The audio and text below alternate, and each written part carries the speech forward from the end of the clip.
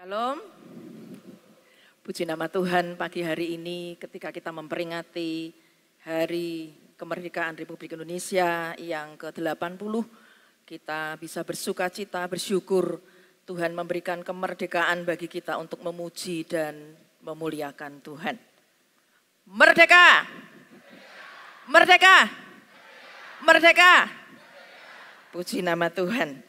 Kita akan bersama-sama belajar dari kebenaran firman Tuhan, kemerdekaan yang sejati, kemerdekaan yang sempurna di dalam kehidupan kita, yaitu kemerdekaan di dalam Tuhan Yesus Kristus. Mari bersama-sama kita akan membuka Alkitab kita akan bersama-sama merenungkan firman Tuhan. Ada beberapa bagian kebenaran firman Tuhan yang akan kita renungkan bersama-sama pada pagi hari ini.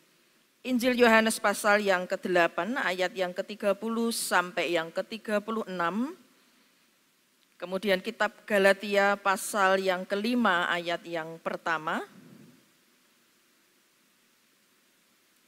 Dan kitab Roma pasal 6 ayat 12, 13 dan 18. Injil Yohanes pasal 8 ayat 30 sampai 36.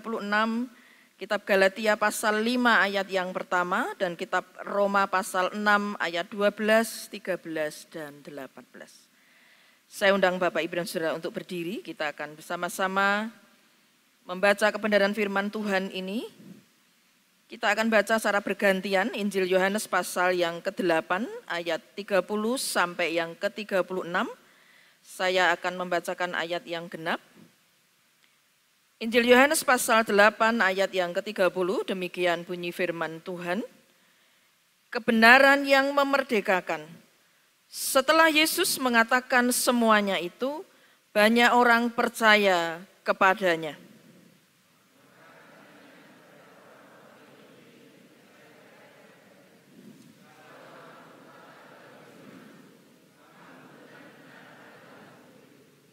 Dan kamu akan mengetahui kebenaran, dan kebenaran itu akan memerdekakan kamu.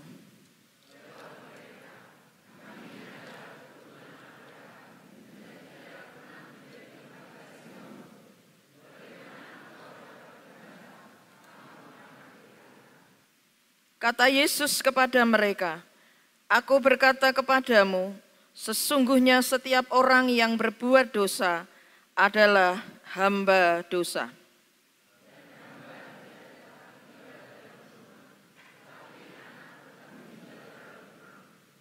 Jadi apabila anak itu memerdekakan kamu, kamu pun benar-benar merdeka. Kitab Galatia pasal yang ke-5 ayat yang pertama, demikian bunyi firman Tuhan.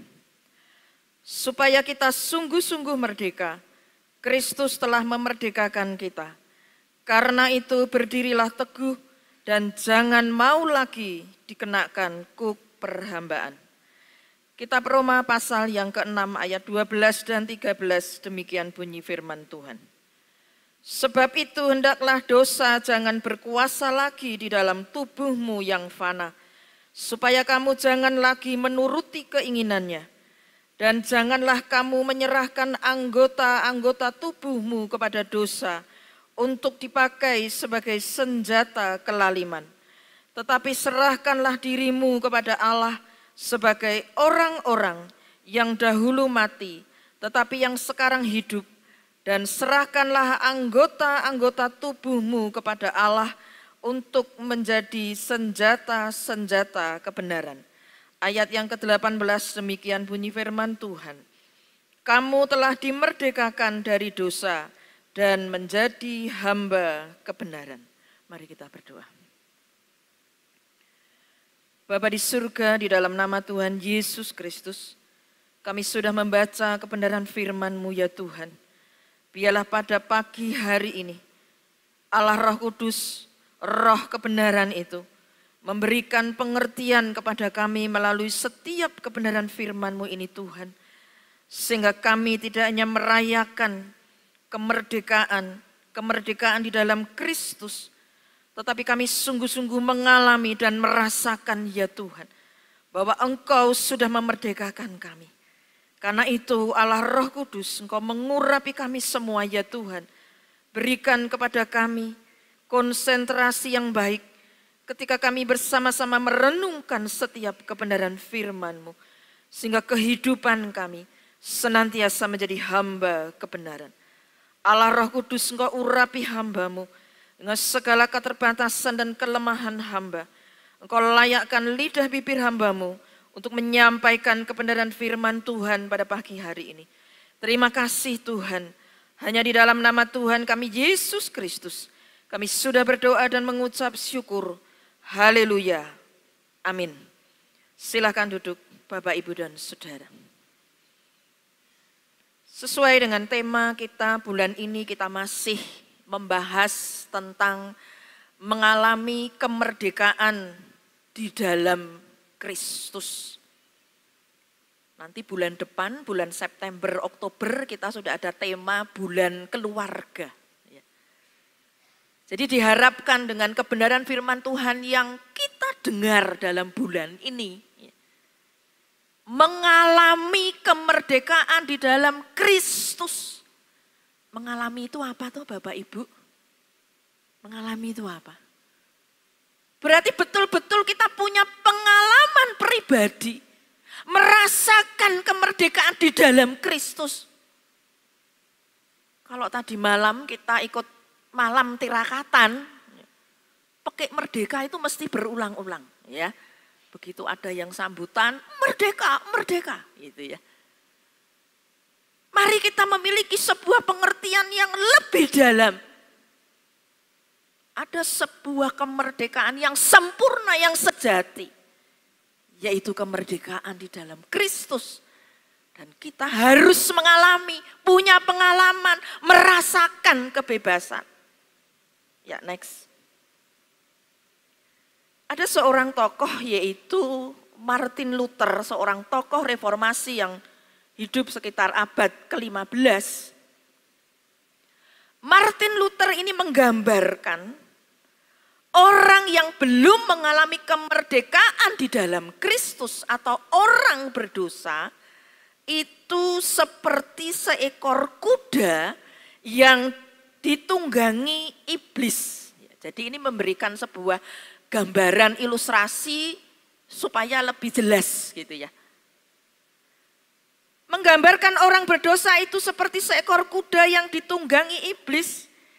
Iblis memakaikan kacamata pada kuda yang ditungganginya. Supaya arah jalannya hanya tertuju pada arah yang diinginkan oleh sang iblis. Jadi gambarannya jelas ya, ini seperti seekor kuda lalu diberikan kacamata oleh iblis. Meskipun kuda memiliki keinginan untuk berbelok arah. Misalnya dia pengennya ke kanan ya. Namun kuda tidak mempunyai kuasa karena setiap langkahnya dikendalikan sepenuhnya oleh iblis sang penunggangnya. Kira-kira Bapak, Ibu, dan Saudara bisa menggambarkan gitu ya. Jadi kalau kuda itu dikasih kacamata, digambarkan seperti iblis tadi ya, menunggangi, kuda yang ditunggangi iblis. Jadi dia tidak bisa berbelok arah atau dia jalan menurut keinginannya sendiri. Tidak bisa karena sudah dikendalikan, dikuasai. Gitu ya. Bapak, Ibu, dan Saudara, ini adalah gambaran ketika iblis itu menguasai atau membelenggu manusia.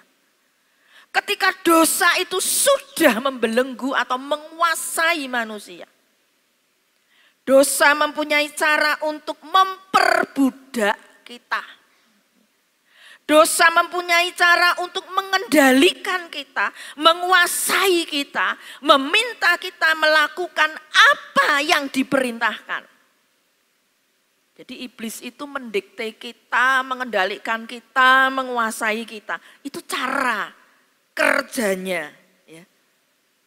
Maka kalau kita mengenal kata kecanduan, iblis memakai ini. Ya. Kata kecanduan itu artinya apa Bapak Ibu? Ketergantungan. Nah itu caranya iblis tuh. Kecanduan. perilaku yang menyimpang, misalnya perilaku seksual yang menyimpang, kecanduan buku porno misalnya begitu ya, kecanduan narkoba. Nah itu cara kerjanya begitu. Kenapa disebut kecanduan? Arti kata kecanduan adalah ketergantungan. Itu yang memang tujuannya memang seperti itu gitu ya. Jadi kalau bisa diikat, dibelenggu sesuatu yang nikmat, menyenangkan sedikit-sedikit lama-lama orang itu dikendalikan, dikuasai. Karena itu kalau kita membaca di dalam tadi Injil Yohanes pasal 8 ayat yang ke-34. Kata Yesus kepada mereka, aku berkata kepadamu, sesungguhnya setiap orang yang berbuat dosa adalah hamba dosa. Nah ini ketika seseorang itu berbuat dosa, manusia memiliki kebenaran-kebenaran, dosanya itu cuma gitu ya, kecil bu, ya. Dosanya ya bohong-bohong dikit bu, gitu ya. Gimana Bapak Ibu dan Saudara, bohong dikit itu bagaimana ukurannya ya? Ini kan bukan bohong yang besar. Ini korupsi kecil-kecilan. Korupsi kecil-kecilan. Bukan seperti pejabat-pejabat itu yang sampai ratusan juta, miliar T ya. Miliar aja saya belum pernah lihat apalagi T bu. Enggak, ini cuma kecil-kecil gitu ya, kecil-kecilan. Tetapi di dalam kebenaran firman Tuhan ini dikatakan sesungguhnya setiap orang yang berbuat dosa, berarti sesuatu yang kita lakukan yang tidak berkenan kepada Tuhan, tidak sesuai dengan firman Tuhan, tidak sesuai dengan kehendak Tuhan, berarti kita jadi hambanya siapa? Hambanya iblis, hamba dosa, mau kecil, mau sedang, mau besar, kita jadi hamba dosa. Dan dari yang kecil itu ketika kita merasa nyaman, ndak apa-apa. Nah cara kerjanya iblis itu tadi seperti digambarkan Martin Luther tadi. Ketika sudah seperti kuda sudah ditunggangi iblis, sudah. Ya, dia mau belok nggak bisa, arahnya terus diusahakan, dikendalikan. Bapak, Ibu, dan Saudara yang dikasihi Tuhan. Silahkan slide yang berikutnya. Karena kita sudah melihat tadi cara kerja dosa yang menguasai kita, memperbudak kita, mengendalikan kita. Dosa adalah akar dari permasalahan manusia, penderitaan manusia. Minggu lalu Pak Yefta juga menyinggung. Dosa itu dari mana atau asalnya? Sejak Adam dan Hawa jatuh dalam dosa. Kenapa manusia berdosa? Ya sejak Adam dan Hawa itu jatuh ke dalam dosa, karakter manusia dan semua keturunannya ada di dalam dosa. Jadi kita punya natur dosa turunan dari Adam dan Hawa. Dan akibat dari dosa ini besar, tidak main-main. Akibat dosa ini hebat, Bapak, Ibu, dan Saudara. Karena itu yang bisa memerdekakan kita, yang bisa melepaskan kita, yang bisa menyelesaikan dosa ini, hanya Tuhan Yesus Kristus. Tidak ada solusi yang lain untuk menyelesaikan dosa, tidak ada. Kita melihat dosa Adam dan Hawa, kalau kita membaca di dalam kitab Kejadian pasal yang ketiga, ayat keempat, ayat yang kelima, ayat yang keenam, bisa dimulai ayat yang ketiga, kita bisa memahami, oh cara kerjanya itu memang begitu tuh sudah sejak dulu ya, pertama ketika manusia jatuh ke dalam dosa. Bagaimana iblis itu dalam wujud ular memperdaya Hawa, mengendalikan, menguasai. Bapak, Ibu, dan Saudara, kita perlu baca di dalam Kejadian pasal 3 ayat 4 sampai 6. Kenapa kok pada akhirnya kemudian Hawa jatuh ke dalam dosa? Kemudian bersama-sama dengan Adam jatuh ke dalam dosa. Karena itu dilakukan atas kehendak diri mereka sendiri. Allah sudah memberikan satu perintah. Tetapi ketika kemudian iblis itu menyusupi, ya, mengatakan, oh enggak apa-apa. Kamu makan buah pengetahuan yang baik dan yang jahat. Nanti kalau kamu makan itu kamu enggak mati. Enggak mati. Tapi kamu akan melihat, dan di ayat yang kelima dikatakan, pada waktu kamu memakannya, tetapi Allah mengetahui bahwa pada waktu kamu memakannya, matamu akan terbuka dan kamu akan menjadi seperti Allah. Lalu Hawa kemudian di ayat yang kelima keenam dia melihat, kok sepertinya baik, sepertinya enak. Nah sebelumnya bagaimana Bapak Ibu dan Saudara? Ketika tidak ada iblis yang ngomong ya biasa aja tuh, tidak ada. Tapi ketika ada pengaruh kemudian memberikan, di ayat yang ke-6 dikatakan lalu itu memberikan pengertian. Ya. Oh iya, enggak apa-apa, enggak mati. Kalau aku melarang ini enggak mati. Ya.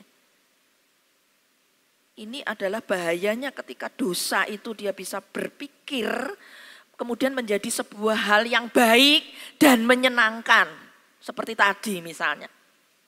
Korupsi kecil-kecilan itu tidak apa-apa dibandingkan dengan korupsi yang ratusan juta. Ini pengertian dari mana Bapak Ibu dan Saudara? Berarti untuk membenarkan diri sendiri. Aku berbohong ini demi, misalnya kita katakan, kita punya kebiasaan misalnya ya. Demi kebaikan, demi ini. Apa betul Bapak Ibu dan Saudara? Jadi di sini kita melihat bagaimana ketika Tuhan memberikan larangan, perintah, justru itu menjadi bagian untuk menguji manusia. Kalau tidak ada larangan, kalau tidak ada perintah, maka manusia akan melakukan menurut kehendaknya sendiri. Jadi kita akan memahami kemerdekaan di dalam Kristus. Merdeka, bebas. Bebas yang bagaimana Bapak Ibu dan Saudara? Ketika kita dimerdekakan di dalam Yesus Kristus, ini bukan kebebasan kita melakukan perbuatan seenaknya kita sendiri, bukan. Tetapi kebebasan ketika kita mengetahui bahwa ada perintah Tuhan, ada larangan Tuhan. Aku boleh melakukan sesuai dengan kehendakku, tetapi kita perlu ingat kebebasan yang benar, yang sejati. Karena kita juga mengetahui ada larangan, perintah dari Tuhan yang harus kita lakukan. Karena itu di Injil Yohanes pasal 8 ayat yang ke-34 tadi jelas. Begitu orang berbuat dosa, modelnya mau seperti apapun, mau besar, mau kecil, kalau itu dosa, maka dia menjadi hamba dosa. Kemudian saya berikan pertanyaan di sini. Apakah kita bisa bebas dari perbudakan dosa? Apakah kita masih dijajah? Ini bukan dijajah Belanda lagi, Jepang lagi, bukan. Seringkali dalam kehidupan kita, saya tidak merasa bahwa saya sudah sempurna, tidak. Tetapi saya juga berjuang, bergumul. Menjadi orang Kristen tidak menjamin kemudian bebas merdeka. Kita sudah terlepas ya, dari belenggu kuasa kegelapan. Maka di sini saya berikan pertanyaan, apakah kita bisa betul-betul bebas? Ya? Apakah kita ini mungkin masih dijajah sekarang ini?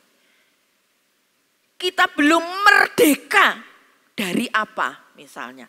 Masih dijajah, bisa. Contoh, apakah kita masih belum merdeka dari dendam, sakit hati? Loh, ini ikatan Bapak Ibu dan Saudara. Apakah kita belum merdeka dari keegoisan kita? Karepe dhewe. pertanyaan ini harus kita jawab. Karena ini yang menjadi pergumulan di dalam kehidupan kita. Beberapa puluh tahun yang lalu sudah Bu, aku sudah menerima Yesus. Aku sudah dibebaskan. Tapi nanti kita akan melihat dari kebenaran firman Tuhan ayat-ayat ini.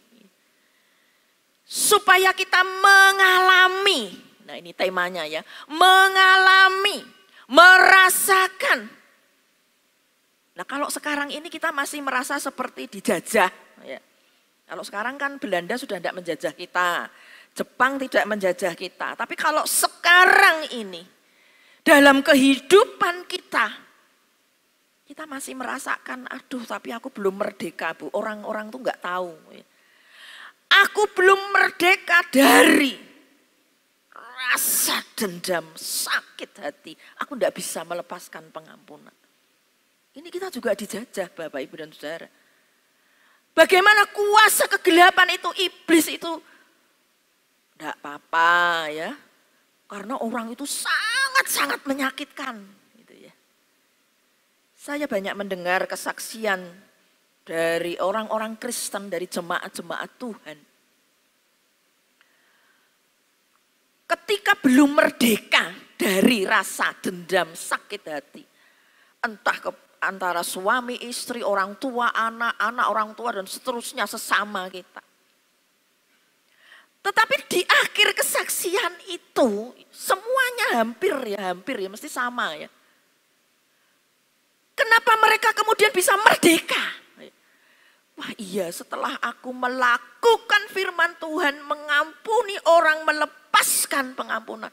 Meskipun ketika saya pernah mendengar orang itu sampai lama dia mengeraskan hati. Enggak. Jadi dia sakit hati dengan tantenya. Tidak. Aku terlalu sakit. Tapi ketika dia kemudian mendengar firman ya. Dia tidak mau lagi dijajah, maka dia akhirnya datang kepada tantenya. Dan dia sujud, dia minta ampun di situ. Dia merasakan ada kelepasan, kebebasan. Dan dia katakan kalau misalnya ini aku lakukan beberapa waktu yang lalu, aku sudah merasakan kebebasannya itu kemarin. Gitu ya. Maka di sini saya tuliskan juga Tuhan Yesus adalah kebenaran. Di Injil Yohanes pasal 8 ayat yang ke-36, 32. Kebenaran itu akan memerdekakan kamu. Dan jadi apabila anak itu, Yesus itu memerdekakan kamu, kamu pun benar-benar merdeka. Kenapa orang yang tadi sakit hatinya luar biasa? Karena Tuhan Yesus itu memerdekakan dia. Tuhan Yesus itu adalah sang kebenaran. Tuhan Yesus adalah sumber kebenaran, Bapak, Ibu, dan Saudara. Sehingga ketika dia mendengar kebenaran itu dan ya sudahlah, aku lakukan itu. Mungkin di luar sana ada ajaran-ajaran moral, ada ajaran-ajaran tentang kebenaran dari tokoh-tokoh. Tetapi kita mau belajar kebenaran yang mutlak, yang absolut, yang benar-benar benar. Ya adalah firman Tuhan. Ketika Tuhan Yesus sang kebenaran itu, sumber kebenaran itu yang memerdekakan kita. Dan orang yang sakit hati tadi dia katakan, oh seperti ini tahu kebenaran memerdekakan saya. Karena saya selama ini dijajah oleh rasa dendam, rasa sakit ada di dalam perbudakan dosa. Ini Bapak, Ibu, dan Saudara. Kebenaran firman Tuhan yang kita dengar, kebenaran firman Tuhan yang kita dengar. Supaya kita mengalami kemerdekaan di dalam Kristus. Bukan hanya puluhan tahun yang lalu ketika pertama kali kita terima Yesus. Oh iya Bu, kalau saya ingat 10 tahun yang lalu, 20 tahun yang lalu saya ini penuh dengan kehidupan yang gelap. Mungkin kita dikuasai kuasa-kuasa gelap. Betul Bu, kemerdekaan saya rasakan itu dulu. Tapi mari kita akan melihat dari kebenaran firman Tuhan ini, supaya di sepanjang kehidupan kita, kita benar-benar merasakan. Hari ini ulang tahun kemerdekaan ke berapa Bapak Ibu dan Saudara? Ke-20, ke berapa? 80 tahun. 80 tahun ini bukan umur yang singkat ya. Jadi kita akan melihat ketika kebenaran yang absolut, yang mutlak itu yang memerdekakan kita. Pertama kali kita jatuh cinta sama Tuhan Yesus. Hari ini pertanyaannya adalah, apakah kita mengalami kemerdekaan itu dalam hidup kita? Ataukah kita masih dijajah oleh dosa? Karena itu mari kita melihat hanya Tuhan Yesus yang dapat menyelesaikan persoalan dosa dalam kehidupan kita. Silahkan slide yang berikutnya. Di sini saya tuliskan lagi, hanya ada satu solusi untuk keadaan manusia yang berdosa, pertobatan dalam Kristus. Mungkin ada di antara Bapak, Ibu, dan Saudara, saya tidak sedang menghakimi Bapak, Ibu, dan Saudara. Sebab ada orang-orang yang ditanya, kamu orang Kristen? Iya, saya orang Kristen. Tetapi belum lahir baru, belum mengalami pertobatan. Maka orang di sekitarnya melihat bahwa kehidupan imannya naik turun, bahkan kembali ke kehidupan yang lama. Loh kok bisa begitu ya? Orang Kristen kok bisa modelnya begitu? Maka kalau kita baca di dalam 1 Korintus, Rasul Paulus juga mengatakan ada kategori. Kategori itu kelompok-kelompok orang Kristen, bisa dikatakan Kristen duniawi. Loh wong Kristen tapi duniawi. Dikelompokkan lagi ada orang Kristen yang masih bayi rohani gitu ya. Ada lagi Kristen yang rohani, yang benar-benar rohani. Jadi ternyata di dalam kehidupan orang Kristen, orang yang percaya, masih dijajah, masih kemudian hidup dalam belenggu dosa. Sesungguhnya orang merasakan enggak enak, Bu, memang enggak enak ya. Memang kita akan terbelenggu terus. Tapi ketika kita dilepaskan Bapak, Ibu, dan Saudara, ada berkat, ada damai sejahtera, ada kekuatan. Tetapi seringkali orang sulit untuk melepaskan ini. Karena itu di sini dikatakan hanya ada satu solusi. Mungkin kita kemudian berpikir apa ada sesuatu yang kurang ya dalam diriku. Kok rasanya aku ketika berdoa kok ya sudah didoakan tapi kok enggak bisa lepas gitu ya. Di pelayanan kami di STT Evata, kalau Bapak, Ibu, dan Saudara melihat ya. Loh sudah mahasiswa Bu, loh sudah hamba Tuhan Bu. Kok begini? Kok bisa ada dalam ikatan kuasa kegelapan? Jadi agama, status, mau pendeta, mau jabatan, mau titel, Bapak, Ibu, dan Saudara, tidak menjamin orang itu benar-benar mengalami kemerdekaan di dalam Kristus. Ada orang Kristen yang pergi ke dukun, kira-kira menurut Bapak, Ibu, dan Saudara ada enggak? Ada enggak? Kok enggak berani ngomong? Ada enggak? Oh ada ya. Di sana ya, di sini enggak ada, di sini enggak ada. Kan saya tanya ya, ada enggak yang pergi ke dukun?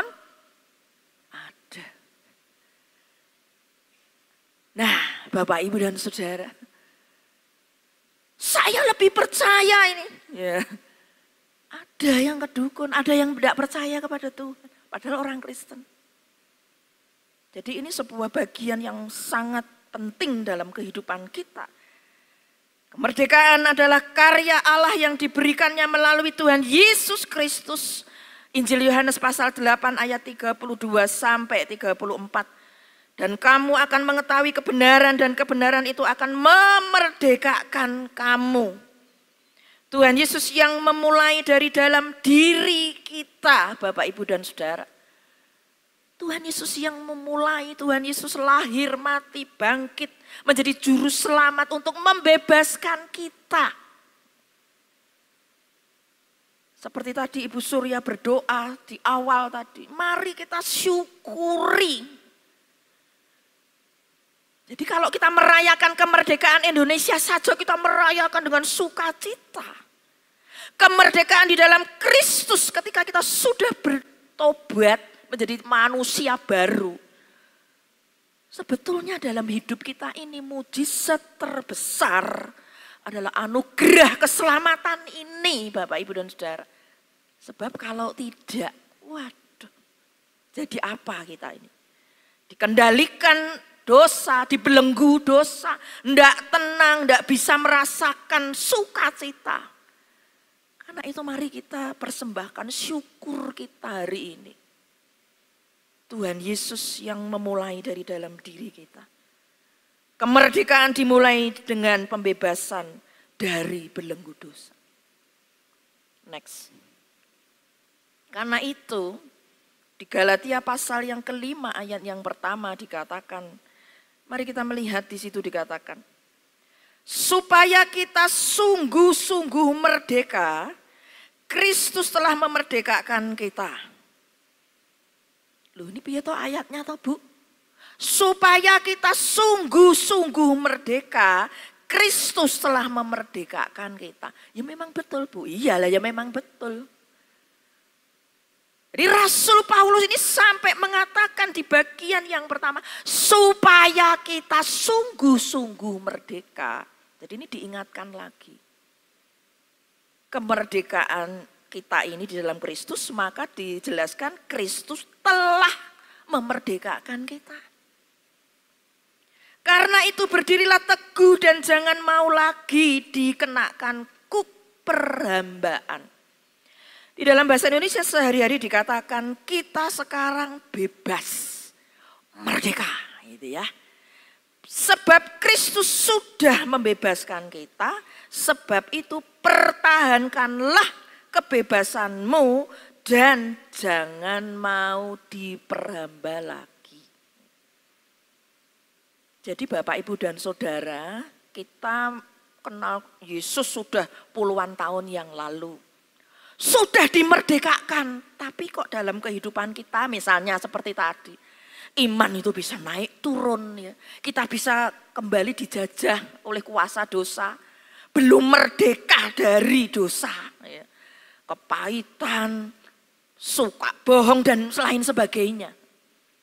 Maka Galatia ini, surat Galatia ini maka mengatakan, sudah bebas, sebab itu pertahankanlah.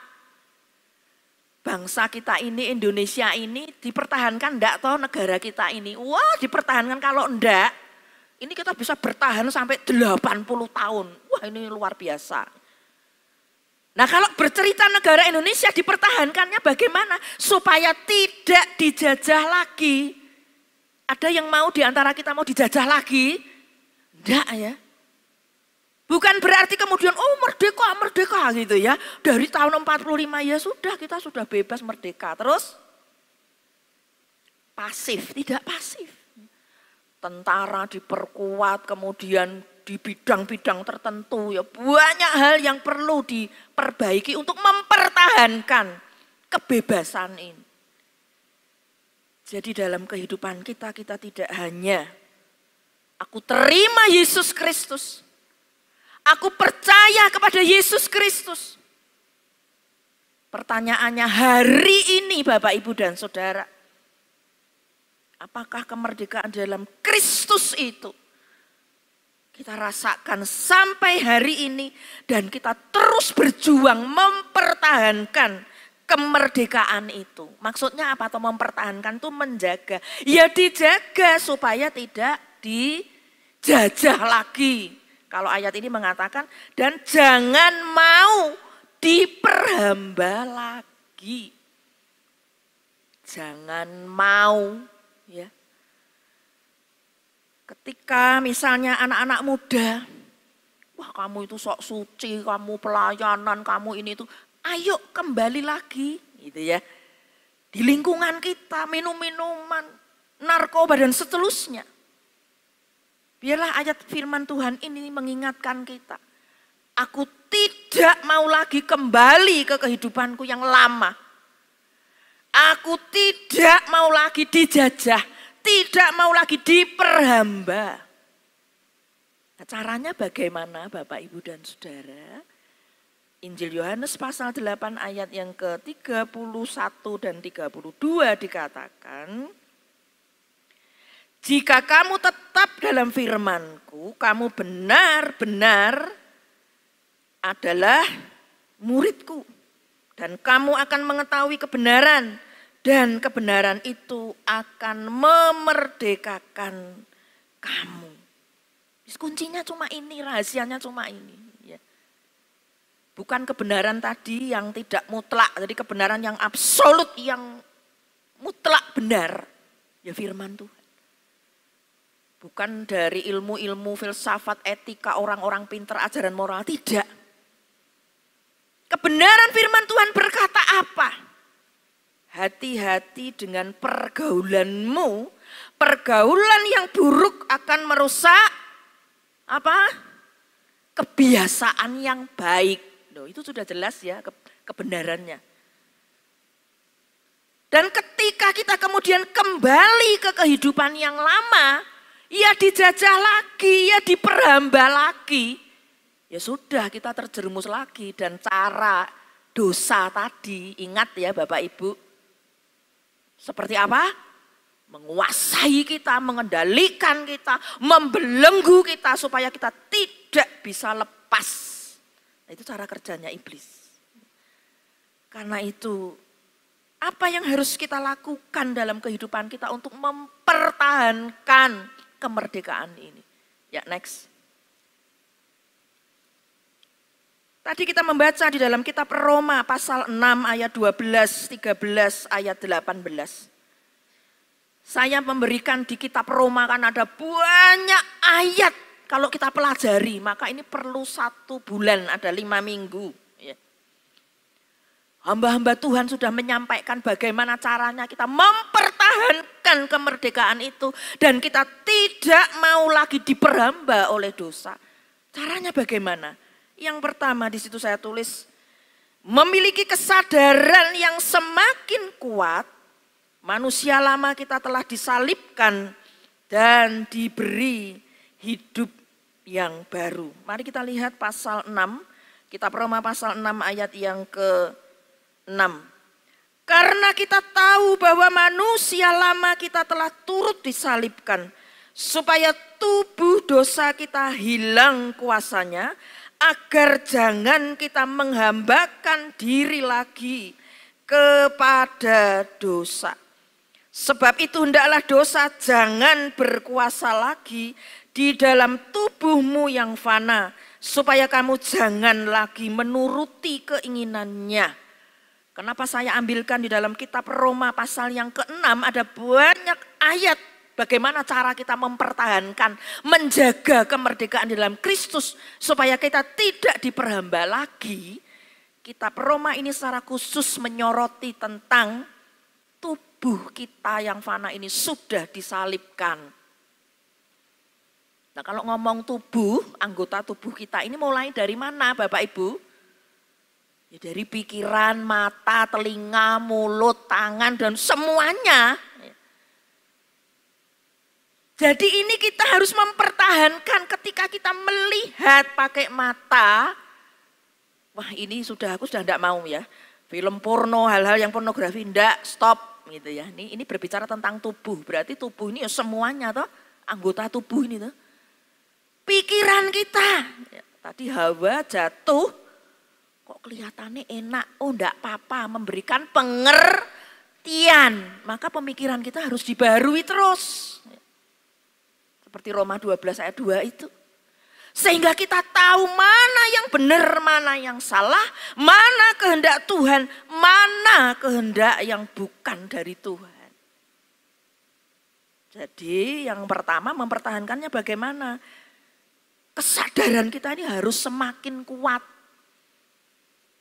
Kita sudah dimerdekakan berapa tahun? Oh, aku sudah dimerdekakan 20 tahun, Bu. Karena aku kenal Kristus sudah 20 tahun yang lalu. Mari Bapak, Ibu, dan Saudara, biarlah kesadaran kita semakin kuat. Bahwa manusia lama kita telah disalibkan. Tubuh fana kita ini sudah turut disalibkan. Maka yang kedua mempertahankannya bagaimana? Mampu menggunakan anggota-anggota tubuh sebagai senjata-senjata kebenaran. Roma 6 ayat yang ke-13.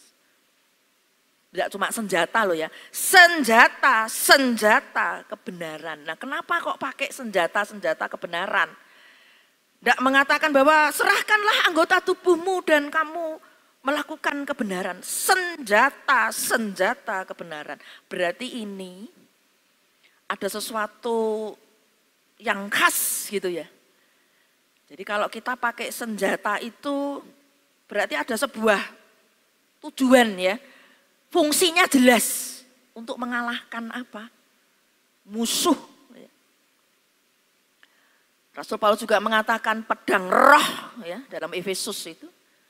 Pedang roh adalah firman Allah. Jadi anggota-anggota tubuh kita ini digunakan, diserahkan untuk senjata-senjata kebenaran. Bukan senjata-senjata kelaliman. Contohnya seperti apa? Misalnya orang mengatakan mulut ini kalau tajam setajam silet. Itu kelaliman, yaitu senjatanya. Wih, ngomongnya, aduh Bu, menusuk sampai ke dalam sampai bablas gitu ya. Aduh Bu, mulutnya, omongannya Bu. Ini senjata kelaliman Bapak, Ibu, dan Saudara. Ya, contoh, tajamnya sampai setajam silet. Ketika kita sudah dimerdekakan, mari kita gunakan anggota tubuh kita. Contoh, mulut kita. Jadi senjata kebenaran. Orang tua berani memberikan nasihat, menegur anaknya. Ketika kita melihat ada ketidakbenaran, kita berani menyatakan kebenaran. Ini sudah, wah ajarannya sudah tidak benar juga. Ya, jadi itu mulut kita jadi senjata kebenaran. Ini baru salah satu, salah dua, salah tiga. Bagaimana kita menggunakan mata, pemikiran, tangan, kaki, dan seterusnya. Itu cara untuk kita mempertahankan kemerdekaan. Dan yang ketiga, yang terakhir. Mari kita menjadi hamba kebenaran, bukan lagi hamba dosa. Kamu telah dimerdekakan dari dosa dan menjadi hamba kebenaran. Caranya bagaimana? Ingat Yohanes 8 ayat 31, tetap dalam firman-Ku. Cuma itu rahasianya Bapak Ibu dan Saudara. Hidup dalam kebenaran, tuntunan kebenaran firman Tuhan bagaimana? Ada perintah, ada janji, ada larangan. Saya akan berikan kesaksian dari seorang yang benar-benar mengalami berkaitan dengan hamba kebenaran. Ketika dia mendengar, sekarang ini kan banyak ya firman Tuhan disampaikan lewat live streaming. Ada seorang hamba Tuhan yang dipakai Tuhan secara luar biasa. Dia seringkali mendengar hamba Tuhan itu menyampaikan Yeremia pasal 17 ayat yang kelima. Beginilah firman Tuhan, terkutuklah orang yang mengandalkan manusia, yang mengandalkan kekuatannya sendiri dan yang hatinya menjauh daripada Tuhan. Berulang-ulang dikatakan terkutuklah orang yang mengandalkan kekuatannya sendiri, mengandalkan manusia. Nah ternyata jemaat ini dia punya pergumulan. Jadi ketika dia dalam keadaan kesulitan ekonomi, dia lebih mengandalkan manusia. Siapa yang bisa aku WA ya, minta tolong. Pada akhirnya dia terjerat pinjol. Dan ketika satu saat dia mengalami lagi persoalan seperti ini, firman Tuhan itu terus ngomong, terkutuklah, terkutuklah, terkutuklah orang yang mengandalkan manusia. Lalu hamba Tuhan itu mengatakan, nah kalau kamu punya persoalan, Ya jangan mengandalkan manusia, yuk masuk kamar berlutut berdoa. Berlutut berdoa, berlutut berdoa. Lalu dia praktekkan Bapak, Ibu, dan Saudara. Karena dia juga sudah capek ya. Mau minta tolong siapa, pinjolnya juga kok persoalan. Ya ini mengandalkan manusia kalau begini. Maka dia akhirnya berdoa.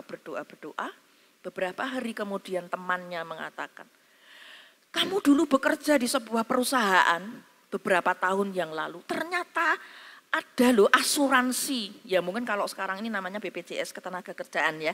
Asuransinya itu jadi jaminannya itu kan uangnya seperti orang di perusahaan atau kantor uang pensiun lah gitu ya. Keluar loh. Apa iya toh? Iya, coba kamu urus. Ini sudah beberapa tahun yang lalu dia keluar.